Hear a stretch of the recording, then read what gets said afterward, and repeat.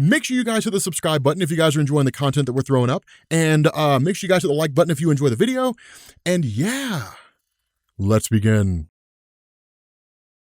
Okay, so we're getting back into DCeased, and here's a funny thing. We did skip over a couple of the stories that are not directly tied into what we did before, and the reason why is because one of the things that I've learned about Tom Taylor is that it's usually best to kind of let him finish his thought, finish his story, and then go back to the individual tie-ins and just kind of see what those have to offer in relation to the main story itself. But in the previous video, we had talked about how Black Adam's anti-life army was basically rising, right? The Black Adam was leading this massive anti-life army where he had infected almost the entirety of his own kingdom. And then from there, his attention turned to Jotunheim, which was kind of like this last bastion, right? This fortress was kind of this impenetrable place, right? The only way to really access it was to enter in through a smaller hole. Now, the thing about Jotunheim is this didn't really take into account the idea of like superpowered beings trying to break into it, right? It was a fortress that was built to hold off what amounted to just regular people. But the important thing here is that Wonder Woman's more or less trying to hold it up, right? To keep the innocent people inside safe, since there are innocent people who were fleeing, trying to get away from the infection. Now, with the arrival of Black Adam, where he goes in for the kill, he's immediately knocked away. And the reason why is because what Wonder Woman had done is she had sent out an SOS to the other members of the Justice League, right? Just to Superman, to Black Canary, who I guess we can call her just the Green Canary, Green Lantern, we can just call her Green Lantern, Cyborg, and Martian Manhunter, right? So of course this takes place before all those various heroes fall. And with them being here, they offer some much needed assistance. The stress on Wonder Woman holding up this,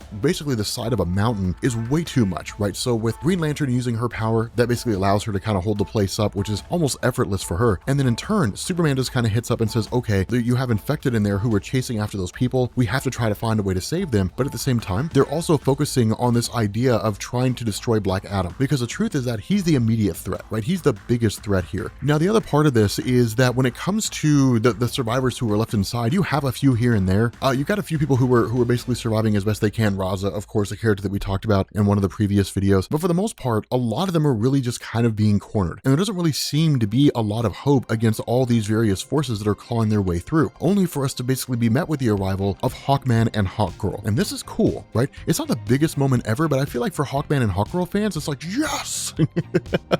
Because from there, they start doing what they do best, which is just ripping away, just tearing away all these different undead and forcing them back to where they came from, right? Forcing them back through this Nightshade portal and back to where, the darkness, wherever it is that they're being held at the moment. So what it does is it gives them a moment of reprieve, but not exceedingly long, because before the portal closes, Carter Hall is snatched up and basically yanked into the darkness. And this is kind of a cool thing, right? And here's what I would like to have seen here, right? Because all you really get is all these undead forces here, however many are there, right? Because we don't even really know how many are there, but however many are being held in this, what they call the land of the Nightshades. But however many are being held there, you don't really get to see what happens. And I really feel like this would have been a cool moment if it was like Jonathan Hickman's Fantastic Four, where like Johnny Storm ended up being trapped in the negative zone against like an army of the Annihilation Wave, and he just turns around and he's just like, flame on, right? And it's just like, it just cuts, and it's just like, dude, it's like one of the most epic moments ever in the history of Johnny Storm. But then you end up seeing what happens later on. I kind of wish we would have gotten to see like this huge battle taking place, between Hawkman and like all these different undead here, right? Because the funny thing about Hawkman is he's easy to look at as like a character and easy to kind of dismiss him and just be like, he's a guy who basically dies and comes back to life, and he's got some wings and a mace, is made of nth metal, and who really cares, right? Like the guy's basically a gladiator dressed like a bird. It's very easy to throw him away in that way, but Hawkman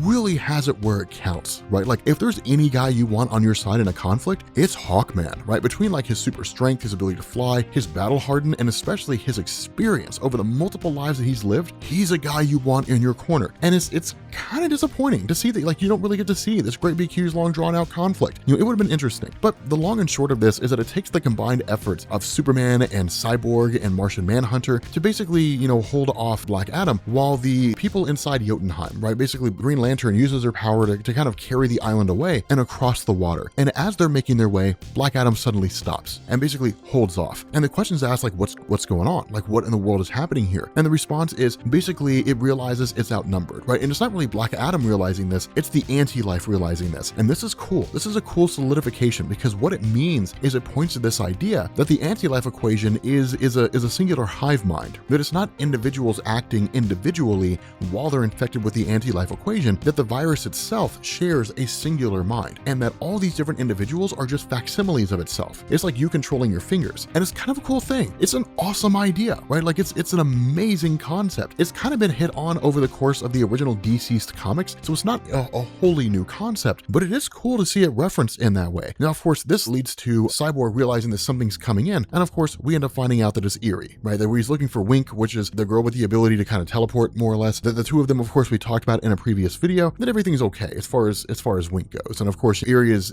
travels back to Jotunheim, finds Wink, and of course, you end up having Kendra, who's basically recovering, or at least struggling with the idea that Carter Hall's more or less been taken away, been captured, and that's when things kind of begin to pop off, because what we end up finding out here is the reason why Black Adam really stopped is because of the fact it has nothing to do with the water. It has nothing to do with the belief that he was outnumbered. It basically has everything to do with the fact that Hawkman's completely and totally infected. Not only that, Hawkman is the one who's going to lead the anti-life army, not Black Adam. Black Adam is not the one running the show. That is Carter Hall. And that's a cool concept because it really kind of begs the question, what will happen with Carter Hall running all this, right? Because he is a hoss. He's a demon. And I doubt that Kendra's gonna have the fortitude to kill him if it comes down to it. But with that being said, guys, we're gonna bring this video to an end. If you are new here to Comics Explained, make sure you guys hit the sub button to become part of the Rob Corps. If you guys enjoyed this video, make sure you drop a like, and I will catch you all later.